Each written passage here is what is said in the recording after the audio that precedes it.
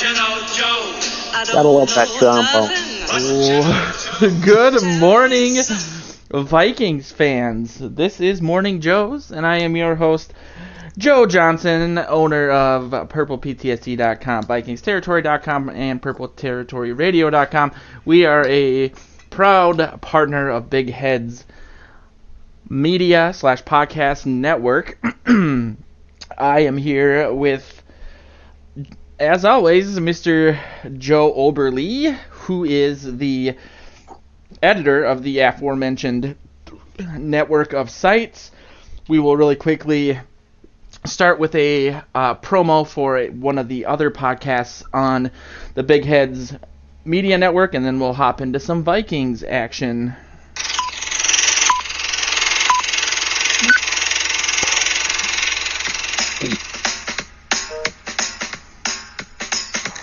Hey everyone, Chris Williams here, inviting you to join me and my co-host Perry Seibert every other Friday for our podcast. We're watching here. Every other Friday, we talk movies, from our favorite directors to looks back at vintage releases to our thoughts on today's current trends. This is all backed up with the knowledge of two guys who've been writing about films for years and talking about them their entire lives. From Spielberg to Soderbergh and Malick to Michael Bay, we are opinionated moviegoers giving you opinionated movie talk. Tune in wherever you get your podcasts from Big Heads Media. And now, on with the show. I feel like we should do one of those that'll be like, from Bud Grant to Denny Green, from Jim Beam to Captain Morgan. We're Vikings fans. Anyway, you get the point. I would like to somehow get someone to play our intro song on the Gallerhorn. Would that be awesome? Speaking of which, my girlfriend knows a guy that makes gigantic Gallerhorns, so I really want to just get one that you can see from space, and put it right on Hiawatha Boulevard. Because I am very, very, very, very, very, very, very high on this Vikings team right now. I'm trying my best to be in the moment. And wait, that's my therapy, my marriage counseling. No, but I don't think as Vikings fans or people in the media or just me in general that we're always looking backwards or forwards. We're never really in the moment and saying, hey, team's looking pretty good. We're 4-2. Let's savor this while we have the opportunity to, because, see, I'm almost going to do it again and look forward or kind of tie the past into the future and say, well, we're going to get heartbroken at some point, so we should be happy when there's opportunities to be happy. So I don't want to sound too fair weather, I guess, just based on the sky is falling reaction to the Bears game especially. But I should, if I'm going to be that upset when things are bad, I should at least be somewhat happy on the other end of it. I don't know. Even keel, Joe. Just ride the rolling waves that is the NFL season. It's a week to week league. I keep thinking of that. You saying that. You have to, because things change every week. I mean, we're surprised each week about this team beating that team. Look at suddenly the world beaters, Kansas City Chiefs, have lost 2 in a row at home. I mean, Cowboys have lost 3 to one to the Jets. The ultimate deal is you have to stay. You have to stay in contention so that at the end of the season you have a chance to get in the playoffs when you're hot and healthy, and then roll through it. I mean, the Packers one year, with the Aaron Rodgers year, where they actually won the Super Bowl, got in as the 6th seed in the playoffs, and they won the Super Bowl. I mean, those Giants teams, I think, were, at least the first one was a wild card team. It's just, yes, you can look at trends and see how things are playing, and there are obvious things where if someone doesn't have the ability, and you can call them out and stuff. But if you're living and dying with each, vagary of the season, you're going to die. Especially with the way this team the season has unfolded thus far. Yeah. It's from one extreme to the other, and I do feel like it's not that. And we talked about this last week, but I don't think it's as simple as saying that Cousins just looks at the record of the team coming up and then gets stuck in his own head and then panics or plays poorly. I mean, granted that the number next to that team signifies on some level the quality of the opponent. If they're 10-1 versus 1-10, but I think that, and I wrote a little bit about this in an article that I put on Vikings Territory yesterday, which was that this is the Vikings team that some of us were excited about last offseason. And part of that is the crux of it basically was that because of the way the team was comprised on offense last year, we didn't really get a fair sense of what Cousins could do in general because he didn't have a run game and the line was basically a mess and there was upheaval at the offensive coordinator position and Zimmer and DeFilippo weren't agreeing. And so I feel like they're getting a better sense on when he has support what works best for him. You can't say that he doesn't get skittish and panic and make bad plays and he have troubles. He's already demonstrated that this year. The Packers game is on him, in as far as I'm concerned. On the defense a little bit for that first quarter, but he made a huge mistake at the end of the game when he could have won the ball game and we'd be looking at the Vikings at 5-1 and top of the division, and the Packers. Everybody thinks they're just great when in fact they just lucked out again last night. Lucked out, quote that's unquote.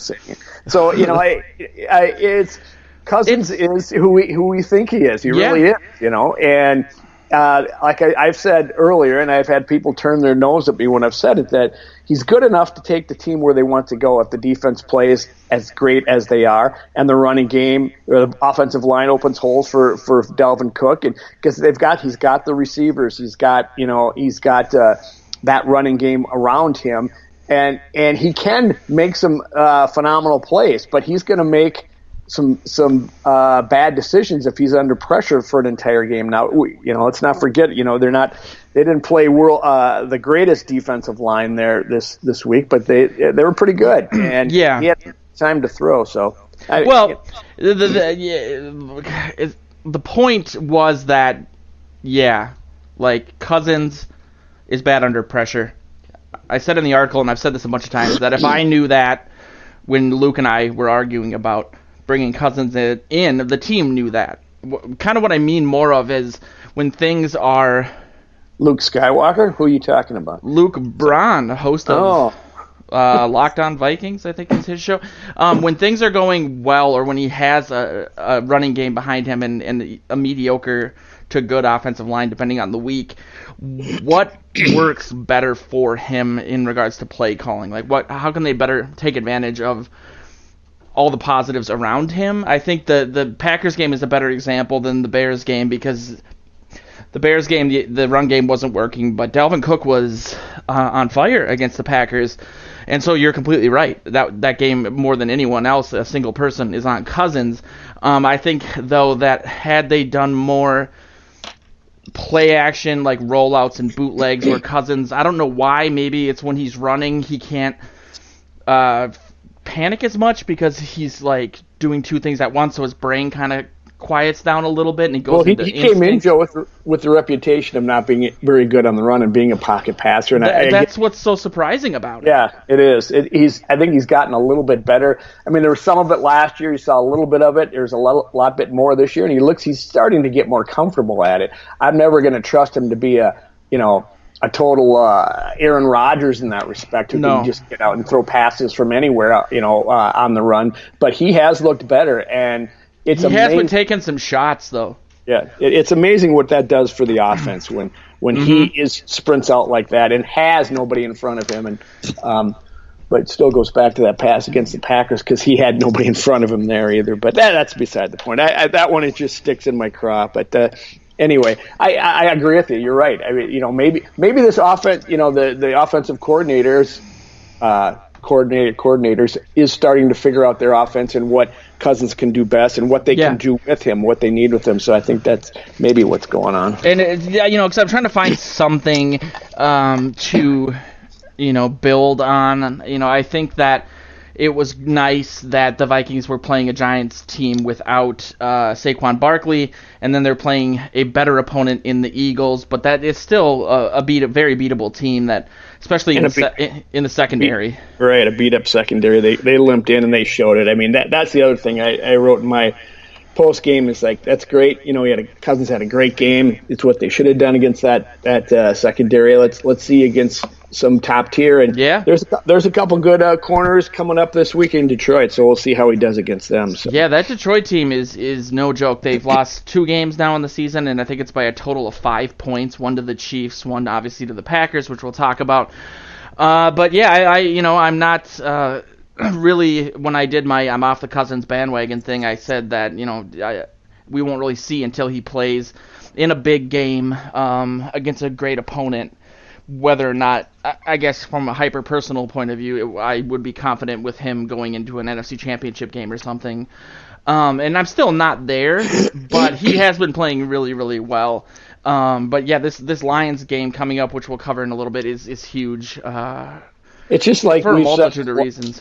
Yeah, like we said about Cousins all along. I mean, before we were talking about him in the converse where, he's playing terribly, but we've seen him play better in the past. So I was contending that he has this in him. He just has to go in and find it and get comfortable and beast. Now we're talking about, after a 2-week swing, of him playing very well, and I'm going to be mindful of the fact that he has played bad. So we know he can do that as well. So I don't think you can get too high or too low on him, but I think you can be excited that if they don't give him too many things to do that he's not good at, I think he'll be fine. If he gets the protection he needs, he's going to find his receivers. He's going to make some nice long throws, and although I will say Diggs was so wide open on a couple of those plays, if he'd have missed him, we'd have been pulling our hair out this week. And he did miss him, which would have been the third touchdown at the time, 4th touchdown on the day. The second touchdown was like a pick your wide open receiver down the field. Thielen was wide open as well.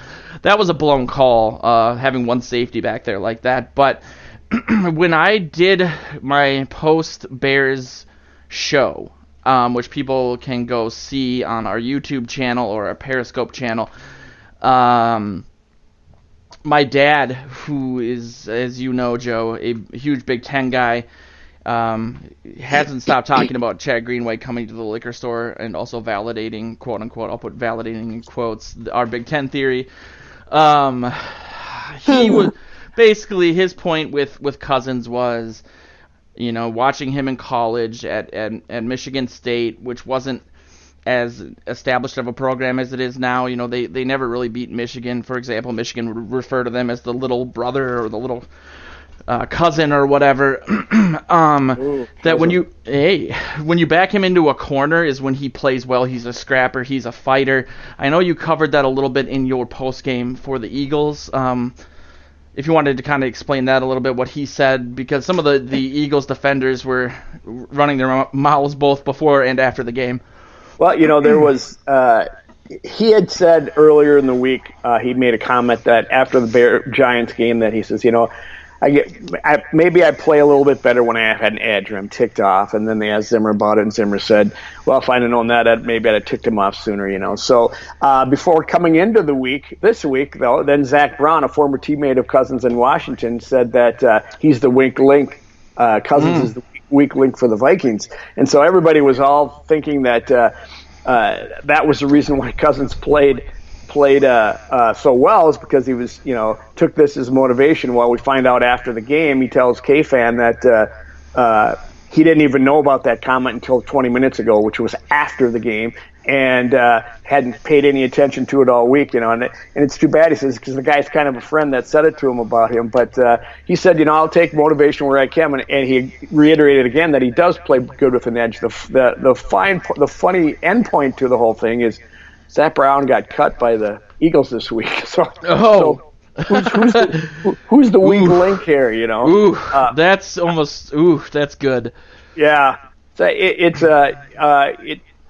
I like it. I think this harkens back to what I think I said on the show a few weeks ago, or maybe somewhere else. I don't think. I guess I was saying it on our Slack, our game discussion. I don't think the Vikings have a lot of guys with an edge. They're not like ruthless like the Patriots who Yeah. will go in there and stomp on your throat. Someone purported that, well, Diggs has got an edge. Well, I don't. Yeah, but I'm not intimidated by Diggs, and I don't think anybody else is. And I think Cousins is a really nice guy. He's a very very very nice person, and maybe you need a little bit of an edge. Maybe you need to be a little bit crabby like Aaron Rodgers, or Yeah. you play in this game. You've got to have some fire in your belly to want to hit somebody and to really want to take your opponent down while you're between the lines. Well, maybe that's Cousins is learning that. To get that before a game, to get mad and get in the "you like that" mode. Yeah. I don't think you can manufacture it. No. But I think if you can find something to tick you off and it fires you up and you play more focused and better, go for it. No one's going to hold it against you, Kirk. Go to it. And I think that you, more than most people in the Vikings writing game, especially when it comes to like our team and our writers, have perhaps seen some of that with the press pass that you've had in the past, and because we all know that Zimmer loves bulletin board material, like that's at least an adage, and so it's a little surprising that and I completely agree with your take that this team doesn't feel like, outside of maybe Barr after he tackled Rodgers and apparently didn't like offer a hand to help him back up, they're not the type of guys that feel like the Legion of Boom or the Eagles, where they're mean. They're professionally tough, I guess, but there's not like that tough aura about them. Right. So yeah, I mean that seems to be where Zimmer likes to take them. Whether or not it's been successful is debatable. But there's Zimmer's that whole always talked about how he wanted his offensive line to be a little more nasty to him. Yeah. And I'm not sure if there is right now. I mean, that they was have Sperano's thing too, though, like a mauler. That's the word that he used. Yeah.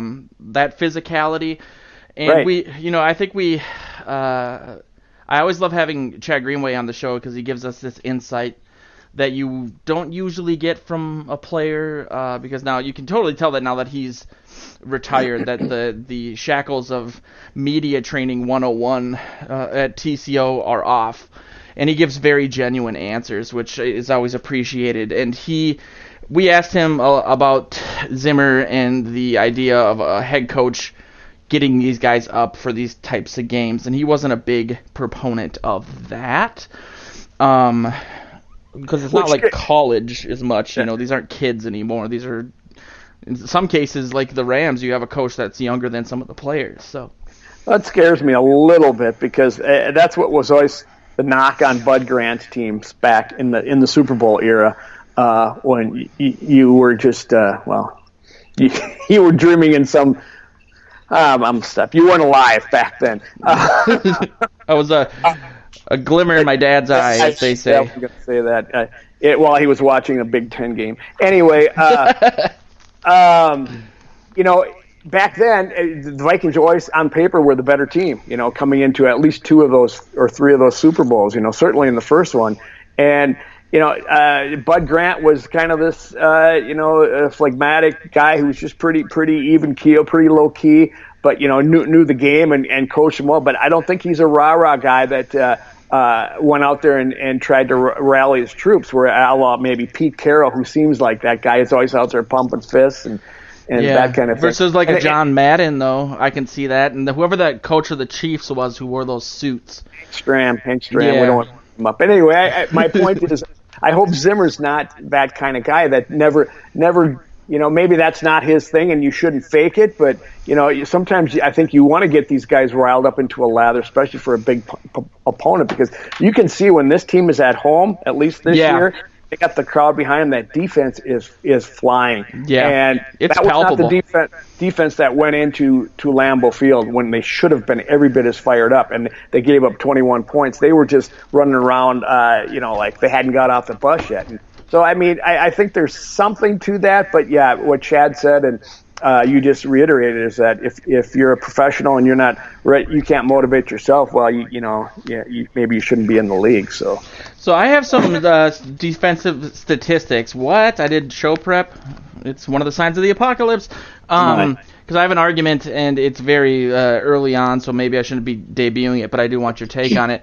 That this is the best start to a season, minus that first Packers quarter, which you can't say because the game doesn't work that way.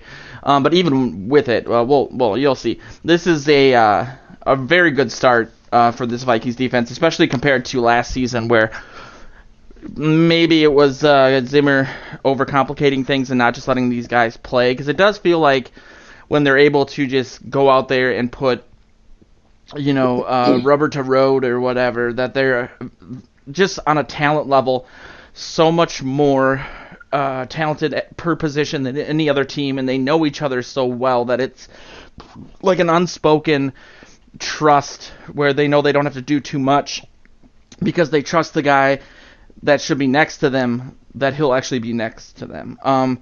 But really outside of the Patriots, the Vikings are a top 10 defense in every single way. 5th in yards per game allowed, 7th in passing yards allowed with 218.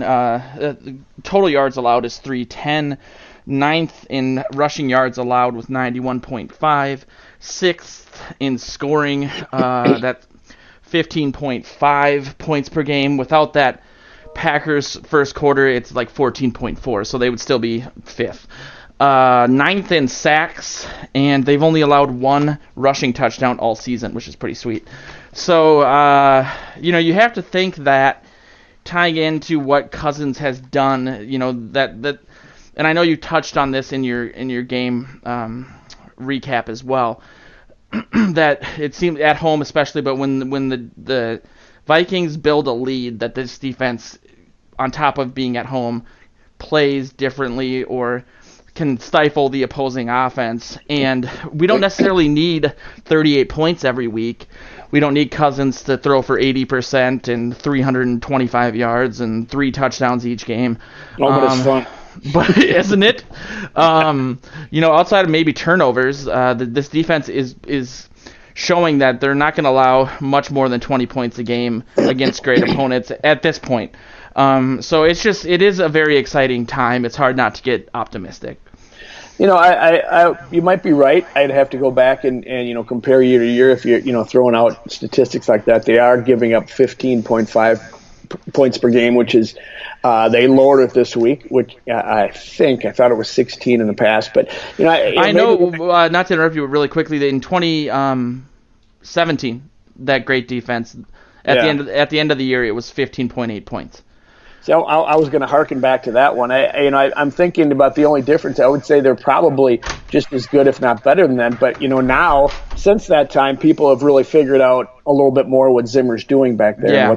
Now they just have the personnel to and if they all execute and do their jobs, because his whole system is predicated on that. Everybody's in their place doing what they're supposed to do, and you can rely on that, so that nobody tries to play out of their selves, I guess, for lack of a better word. And that's what I think you had to beat into Mackenzie Alexander. It's like, you can't just be freelancing and try to save the day every player you're out there. If you're stay in your lane and do what you're supposed to do, this thing's going to work. And he's proven that. I mean, we were talking offsite about, a number of the players that are already having very good years. Danielle Hunter is, now, the youngest, has the most sacks for a guy under 25 ever in the history of the league. I mean, some of these stats, you just have to laugh at. I mean, who keeps that? Are they charting every year how old everybody is? I don't know. I always wonder that. Like, what guy do they have doing that, especially with baseball, because the league goes back so far. Exactly. And there's just so many stats. They just love it. Until analytics, people had to do something, I guess. So, that you got him. You've got Everson Griffin. Kendricks is, I don't know if you saw Zimmer's presser yesterday, but they told him, Chris Thomason from the St. Paul Pioneer Press told him that Kendricks is ranked the number 2 linebacker in the NFL this year, and Zimmer just gives this fake fist pump and goes, yes, just because he was prefaced by saying, you're not a big fan of PFF, are you? He goes, no, Yeah. and then he tells him the stat anyway, and Zimmer it was classic. You can tell his team's winning because he's messing around with the media like that. But he's having a great year. You've got people saying Barr's playing very well. I feel like he's had. He's the person I point to in regards to the start of this defense. I mean, he felt Khalil Mack in not because clearly one runs a 4-3 and the other runs a 3-4. It's different, but he felt whenever last season I would always say stuff like, well, Barr's never taken over a game like Khalil Mack does, and again, it's a completely different set of circumstances. Khalil Mack is in the backfield all the time, but he felt omnipresent in that Giants game, and I feel like he played that's a really high standard, but he played really, really well against the Eagles as well. Absolutely. And then you got Anthony Harris, who's taken his game to another level, and yes, guys have the solid Harrison Smith. And I think even Trey Waynes is playing this well this year. Xavier Rhodes is having a little trouble, but generally, man to man, this defense has just been playing great. And if they can keep doing that, you're like you said, you don't need 38 points a game. You just need to. You just need to stay in your lane, Kirk, and score some points and put some pressure on the other team. And my goodness, that's a prescription for winning a lot of ball games in my eyes. Yeah, and I wonder, have you heard anything about Riley Reif? Oh, as far as his injury, yeah, I think it's an ankle. I know he came back and then left again, which isn't a good sign. He did. They don't have to say anything till Wednesday, so I don't expect to hear anything about that. But anytime I see Rashad Hill's name, I get scared. And he didn't do too bad yesterday. He really didn't. Yeah, so maybe that's what they did. They thought he was fine replacing him in there. Why not risk what's happening with your left tackle and get him back out of there? But and I wonder if that had anything to do with Cook's being stymied. I mean, the even after Sunday, the Eagles have the second best rush defense in yards allowed per game.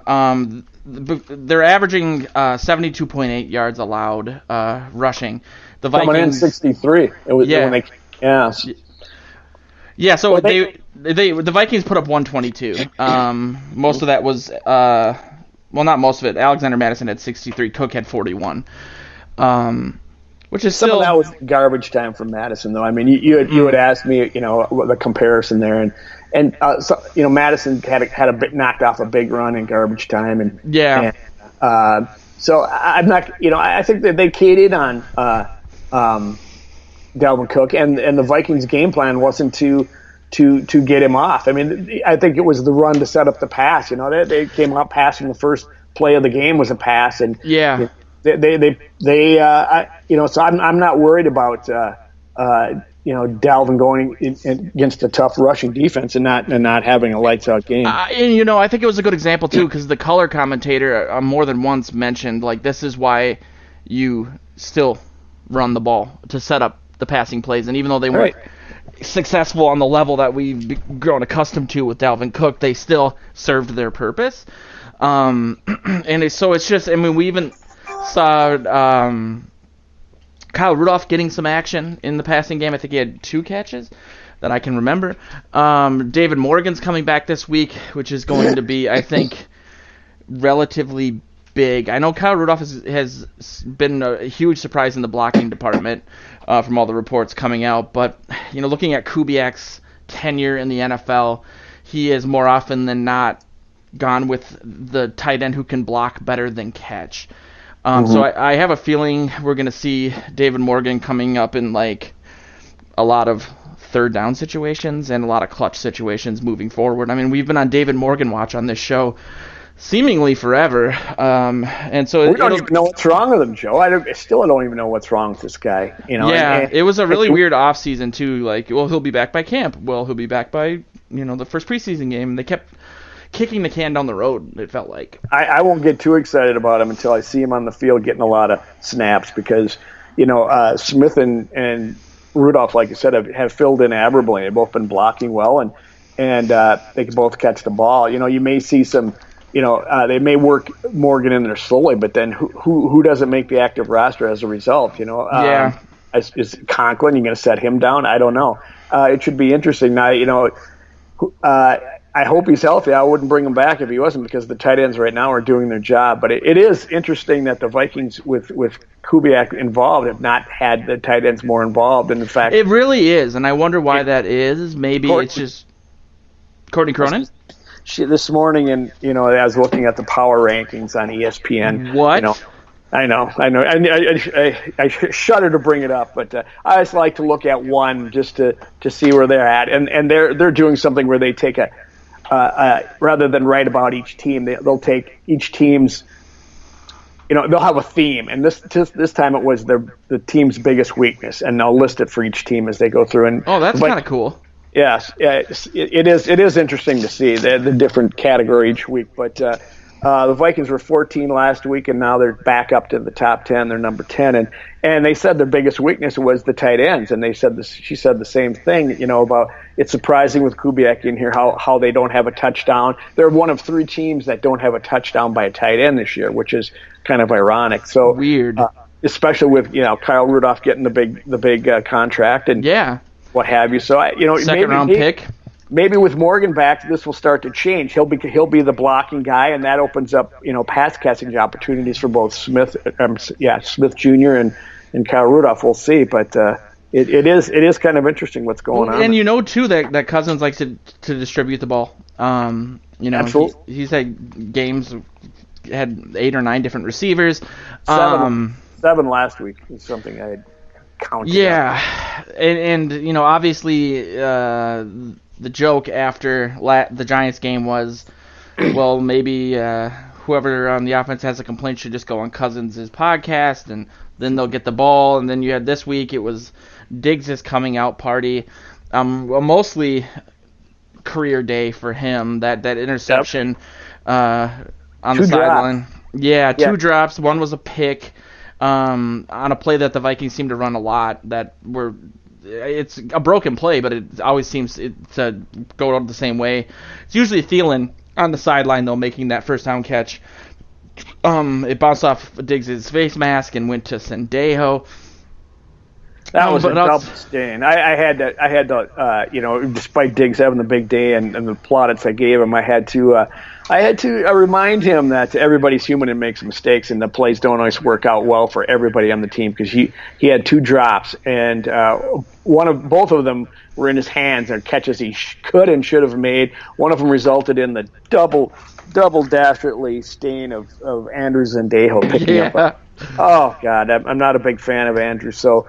It was, it hadn't heard his name the whole game, and all of a sudden he makes a nice play on that. That's the one that led to the botched fake field goal, right? Correct. Okay, so it didn't end up hurting them, but I mean that game was closer at points than the final score.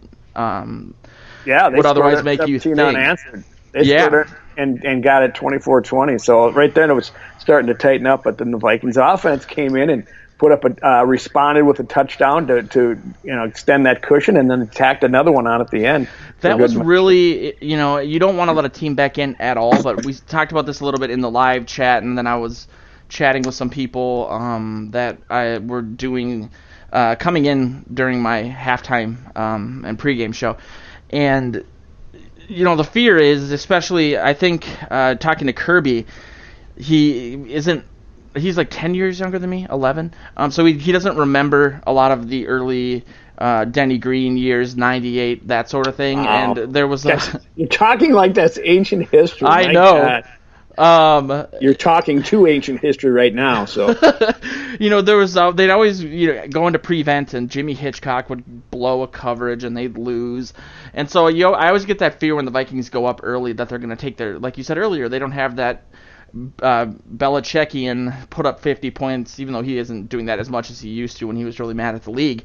But the point is, you don't want to let these teams back into a game. But in talking about the defense last week, I talked about their resiliency and overcoming that Dalvin Cook fumble or that fresh set of downs after that field goal against the Giants. And it was great to see the offense come back out after cooling it for a little bit. The defense tightened up as well. They kind of, on that first touchdown, it felt like they were sleepwalking through that drive. But it was great to see them come back out and say, you know what, we're a better team. We came out firing. We can still do that. They did it. And in the course of me driving to go pick up pizza like 6 blocks away at Domino's, they went from me getting super nervous to the game being over. So Domino's delivers, Joe, just telling you. Tell that to my girlfriend. She loves doing pickup. I don't know why. It's tearing our relationship apart. Oh. Pizza means a lot to me. Joe just said Domino's has delivery. This is cutting edge content, by the way. Yes. We wanted to talk a little bit about the officiating, which is a hot topic this week, all around the league, even before last night's debacle in Green Bay.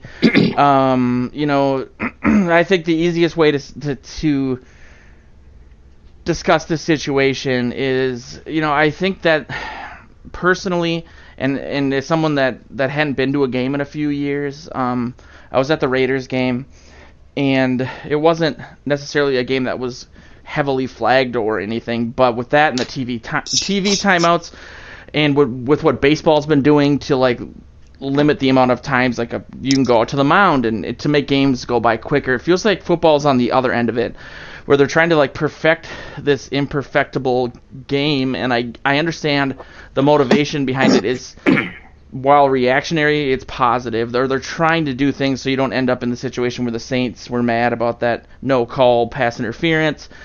But they're really taking, I think, what game was that? Oh, the Cowboys-Jets game this weekend. There was 7 straight flags.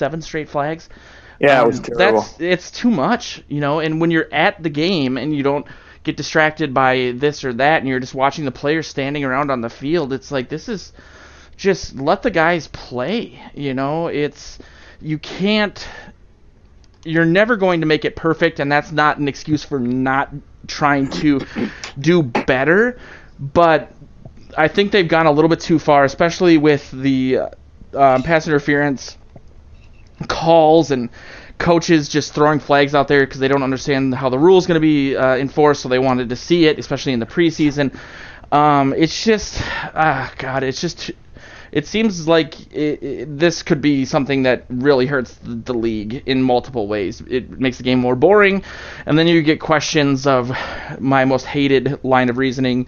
Well, do they want the Packers to win because Green Bay's a historic franchise and the NFL's rigged and blah blah blah. Well, I don't agree with it. But I can see why.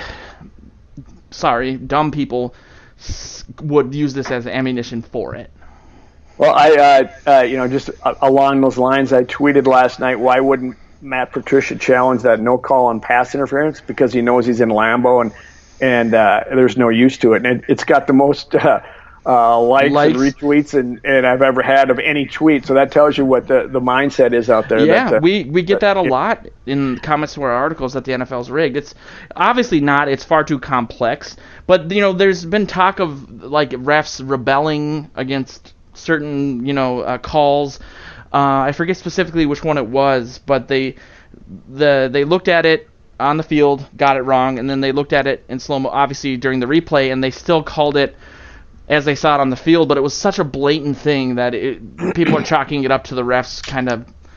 Oh, there were several things last night. You had the two Trey Flowers that was called for hands to the face twice in the last for a textbook hold that was a little high, or he got his hands a little high, but yes, but by the same token, Bakhtiari got his hands in his face on the first one, rather it was the other way around, and then you had a touchdown that they reviewed and called a touchdown anyway when the guy's knee was down clearly before, and I saw it in regular time. I said, hey, he's not in, but. And then a pass interference that was clear that was not called, and for some reason Patricia didn't challenge it. And maybe they've gotten to the point where the coaches are saying, okay, we get it. You're not going to overturn this, so we're not going to waste our challenges. Yeah. I get that, but you wonder. The thing that scares me is the old adage is you could call holding on every play. And it started out this year. That's what the refs were going to do, and I don't know if it. You said it's a response. Maybe it's a response to being forced to add pass interference as a reviewable call. I don't know. I mean, that changed this year. Maybe it made the referees mad when, in fact, that the call that they missed last year was so blatant it should be. But I don't know. It seems you're exactly right. The games are way too long. The pace is totally interrupted, and thank God for fantasy football, so you can check that while these things are all happening. But I think maybe things might come to a head last night, because the general consensus both on the broadcast and in the Twitter sphere is that the Packers were gifted this game last night. And I kind of believe it, because there were so many bad calls in their favor near the end of the game. And we, as Vikings people, know for a history of that happening. It does seem to happen. Whether or not it's orchestrated is another question, but I've seen it. Right. So I have heard also that the league really wanted to increase the athleticism of its officiating crews, and that they basically traded out experience for athleticism. And that's why you see a lot of the refs now that you don't recognize. We used to have the same, 5 crews seemingly going around the league. There's a lot of new guys. They're younger. They're in good shape. But they don't have the experience, and that's the most important thing. They still haven't made the change that Bud Grant has called for all these years, was making them full-time referees, so that this is their job, because all these guys have regular, some of them back in the day were lawyers, and and they would just go referee professional football games on the weekend or whatever, and if they did that, I think you'd see refs with more experience. You'd see refs that were, in shape, like you say, that could run up and down the field. I mean, they used to have these guys that were just, my age, trying to keep up professional athletes. Like so one bump away from a broken hip. Well, let's not go that far. But as far as I'm concerned, anyway. At least, yeah. So, I think that's something they could do, but I don't know. It just seems like they are unabashedly calling whatever they're seeing at times. And, while I'm not, I like that to a degree, especially when, you're playing the Packers who tend to hold all the time. By the other side of the coin is, man, it's concerning, because it's just not as much fun. But, do you know if other leagues do it that way? Like, are the umps in baseball part-time? I can't imagine they would be. No, I mean, that's too many games, and the same with I suppose. I believe the same thing with like NBA referees.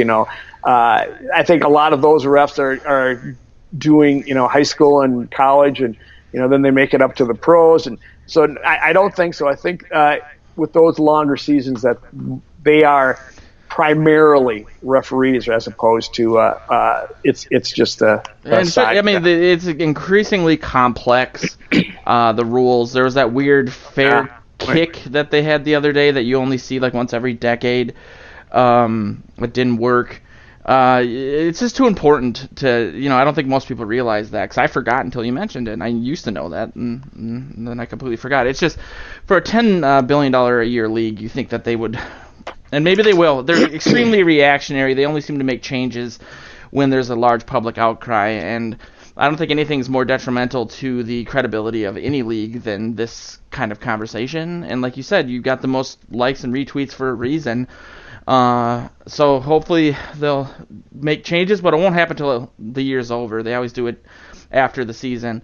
They just need to stop tweaking things so much. It seems like every year there's a new crazy rule, moving extra points back, so on and so forth. So we'll see. Like I've always said, if there's a new rule implemented, there's only a matter of time until we see it be used against the Vikings in heartbreaking fashion. So that's how I feel about any of it. Someone, I think it was Judd Zolgad, tweeted last night. He goes, "Why do I get the feeling that there'll be a makeup call that hurts the Vikings in favor of the Lions this weekend?" Yeah, that wouldn't surprise me either. Chill up my spine, my goodness. Ugh. So really quickly, I wanted to look at some of the remaining schedule and get your thoughts on where the Vikings may end up now that we have a general idea as to the quality of some of these opponents. It's always funny and everyone does it, I do it, so I'm not ripping on it, because I understand there's a need for it in the off season. But when the schedules are released, or at least the opponents, because the schedules come later,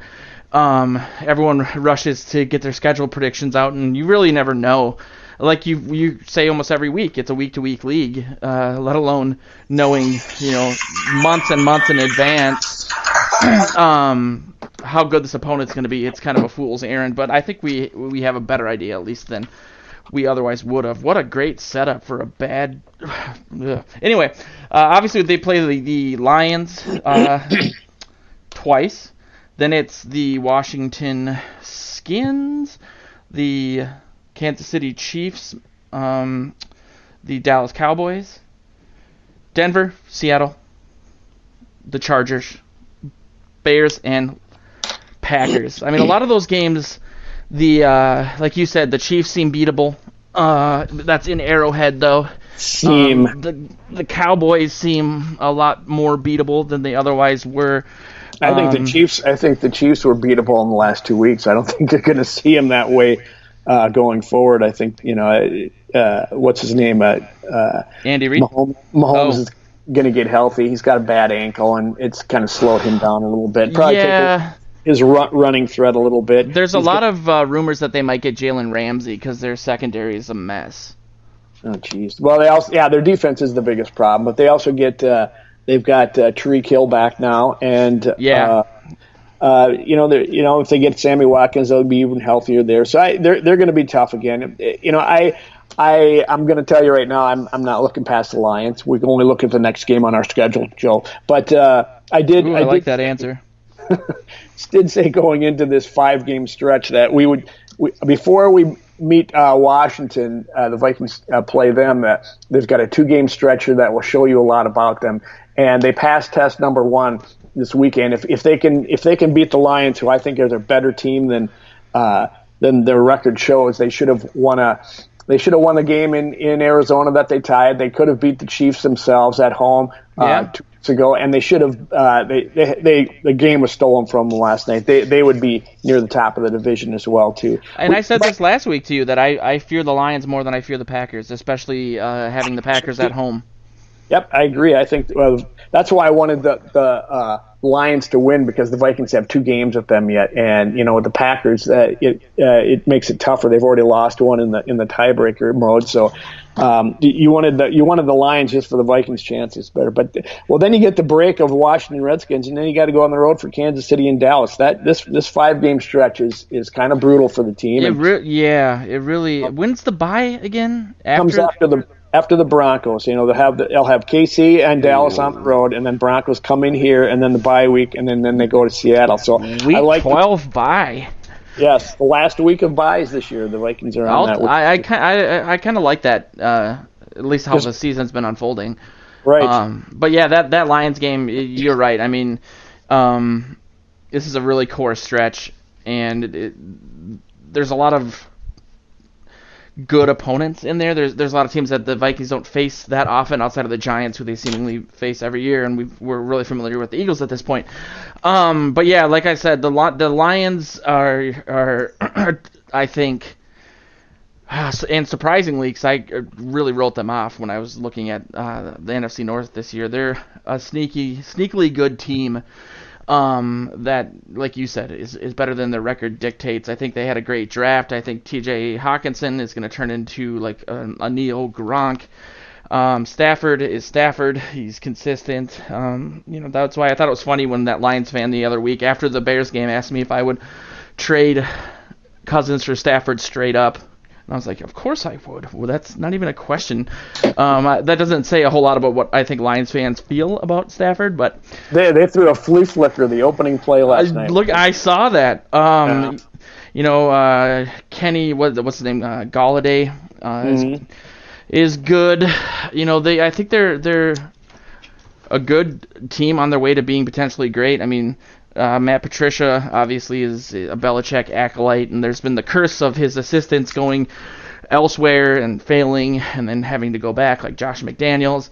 Their numbers are down. Their numbers are down in yardage on defense. What they allow, they're the 29th in yards allowed. They're 27th in rushing yards. They're 28th in pass yards. However, they are 18th in points allowed at 23. So They're kind of a bend don't break defense. I saw last night on the broadcast that their defense is one of the top 5 or 6 in the red zone, and you kind of saw that a little bit going against the Packers. So their offense is they're. It's interesting they give up that many yards. I'm surprised by that, just based on the outcome of these games. I am too. The thing is, they've, like you said, I think you said earlier, they've lost like 3 or 4 games, a total of 5 points. So they're always in, pretty close battle games. But the Vikings got their work cut out for them. They're going to be the Lions are either going to be really ticked off and playing with a Cousins-like edge next weekend because they got this game stolen from them, or else they could say, "Man, we are the Lions, and it's time to start getting our off-season plans in place." I don't know, but it's not a great time to be. I mean, I liked the narrative I was creating. Like, okay, well, the Giants was a get-right game, and the Eagles is a tougher opponent at home with a bad secondary, so Cousins can build on that confidence. Then they're going into Detroit for like a real test. But yeah, they have every reason to be pissed off and to come out firing at home against the Vikings, and I've always wondered what it is about them. I mean, it's been under different coaching regimes. They've had Megatron, they've not had him. A lot of outside of Stafford, there's been a lot of changes, but it seems like the Lions, for whatever reason, have had Zimmer's number since he's started his tenure as Vikings head coach, and I don't really know why. Yeah, I don't know. Caldwell used to be the coach for a lot of that, but I think last year with Matt Patricia, they struggled, and it looked like he was on the hot seat last year. But I think he's starting to get his team in here that he wants, and I think you're going to see their defense only improve. Stafford's been in the league for 11 years, this 11th season, so he's not a spring chicken, but he still looks good and can still run the ball. And if he hangs around, they've got Kerryon Johnson in the backfield. They've got 3 decent receivers, and they're going to be trouble in both games. And lately in the last 8 games, the Vikings are 3-5 against this team. But somehow the Lions screwed up each other because they've played well against the Packers. Before last night, I thought they said that Stafford's won the last 4 games against the Packers. Yeah. So it's amazing that they don't make the playoffs when they can play the Vikings and the Packers tough. So we'll see. There's no coasting for this one. It's a road game. They better be ready to roll. Totally, my key for the game is defensively coming out near the same level they came out at home, and as far away from the way they started that Packers game as possible. Whatever it takes for them to do that. I know the justification there from the players was that, I forget who said it. Maybe it was Anthony Harris. I'm pretty sure it was. We all kind of rotated through taking a play off, and it was just that's how they took advantage of us. It's that's not good. No. I mean, I did feel like Rodgers was picking on what's his name, the backup corner. Coleman or no? I want to say oh God, I'll think of it. And I don't think that'll be the case here. They have Hughes back. I think Trey Waynes is having a sneaky good season. I loved seeing Mackenzie Alexander get that interception. He was so psyched about it too. He was holding on to it like he just won the Super Bowl or something. It was adorable. But that's going to be the key. I mean, this is a really great test. They're 0-2 in the division. Whether or not they can afford to go 0-3, I mean, these are all road games. I get it. But if they want to win this division, somehow they can't go 0-3, because then the best bet is they have to win the final 3 at home, and at least you have to think one of these teams is the Packers. What are they? 3-0 in the division? Yes, they are. Ugh. Yeah, it's not good. They've got to win this game. It is a huge game because this schedule only gets tougher. Yeah, and then you have to basically you have to hope that the Packers lose their remaining 3 games in the division. Otherwise, you have to have a couple game lead on them to win the division. If it comes down to a tiebreaker, you'd lose, and then you're looking at wild card situations. Just win the game is my point. Last night they showed the stat where what's his face? Aaron Rodgers is huge advantage at home. And then when he's on the road, he's 41-41. And Wow. you know, they're playing like 6 of their first 7 games were at home, or some outrageous number. So they're going to play a lot of road games in the second half of the season. So I think they will fade because they're winning games that they don't deserve to win. And I I mean, agree with you. Rodgers said at the end last night that didn't feel like a win till at the end when it did. They shouldn't have won that game. God dang, there was just, you know, that the refs just really screwed it up. Now, whether they were trying or not is one thing, but they just screwed it up. And Pat Patricia should have challenged that guy, but whatever. We said it already. Yeah, you're right, though. I mean, it does, and I know people hate that adage, and I went as far as to explain it, even though I feel like the people that say, you know, the Vikings lost that game, the Packers didn't win it. The people that say, well, this doesn't make sense. I think they know they're taking it literally just to be trolls. But you definitely got the sense in both of those games that they got away from the Vikings, especially, I mean, they were different. I mean, it would have been so nice to beat Chase Daniels and those Bears, because when Trubisky comes back and they're going to most likely have Akeem Hicks back, that's a little daunting. So, yeah, you have to win these games. You have to win close games, as we saw last year. I mean, had the Vikings beat the Packers the first time as opposed to tying them, I think the Week 17 matchup to make the playoffs or not against the Bears wouldn't have mattered. So you can see just what a half game does to your playoff chances, let alone a full game. So this is a good test. It is coming at the right time. There's never going to be perfect. I think that the Lions are going to be extremely prepared and angry, but hopefully they'll revert to typical Lions behavior and book those golf getaways, as you mentioned. Well, how did the prediction thing? I predicted 31-13, and it was 38-20. 20. So I was off by 7 for each. So I was off by 14. And I was off by 15. I was 23-20. So I got the Bears, or who did they just play? They got the Eagles right, but I got the Vikings way wrong. So I was off by 15 on the Vikings. So you got 1 point. So what are we off by now? 2? I am up by 2. Yes. Wow, this is like nail-biting suspense. You've improved, young Padawan. You've improved. I know, and you know what that means. I'm gonna blow it hard this week. Let's see. I am going to go first because I technically lost again. What? Well, yeah. I know, it's so great, though. I should keep track of also the win-loss and the overall. I'm going to have to go back. I have it all written down, so I am keeping track of it. Whether or not you want it so that you can look at it and drool each week is another thing, but I have it all written down. I'm all about moral victories. Yes. I'm going to... this is a hard one. Yeah, it's a road game. I like how they played on the road last time they went out. I think they'll have their heads screwed on straight as a road game this week more. They do get one extra day than the Lions have since they played on Monday night, and that could be important, although I don't think the Lions got particularly banged up in that one last night. But I think that the Vikings defense is going to stay within their lane, and the Vikings offense is, you know, fired up. They can make some hay against this offense or this defense. You know, they're not, their numbers aren't great. No. So I'm gonna go with a nice victory. It's not going to be easy. I'm stepping out of my lane a little bit and having a big spread here. I'm going Minnesota 27 and Detroit 17. Ooh, that's close to where I'm at with it. I think this offense is just rolling. They're having a good time. They are epitomizing the pick your poison each week. It's whether it's Cook or Thielen or Diggs, they're just having these huge games. But it's a division opponent, and that's always a lot harder. So I think the Vikings will win, but I think it'll be close.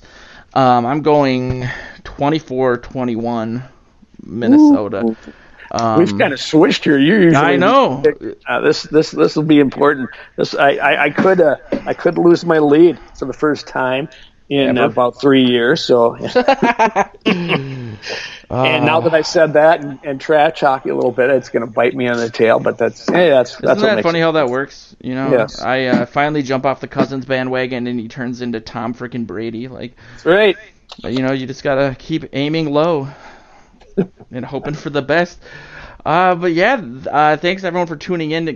Quick note, I've been doing my video show Sunday before, during, and after the game. During being halftime. We're going to be changing that a little bit and doing me and Kirby will be doing a pregame show with guests from across the Purple Territory stratosphere and hopefully some other people outside of our network, as well as a halftime and postgame show. The name is to be determined. That actually should just be the name. That'd be funny, but we'll figure that out. But we should be debuting that this week. I got a new webcam that doesn't make it look like I'm in 1995 anymore. So that's exciting. But we're excited to roll that out, and then we'll be doing more video content during the week as well. I should be doing a show tomorrow as well after my radio appearance that I do in Redwood Falls. But this has been Morning Joe's for the 15th of October.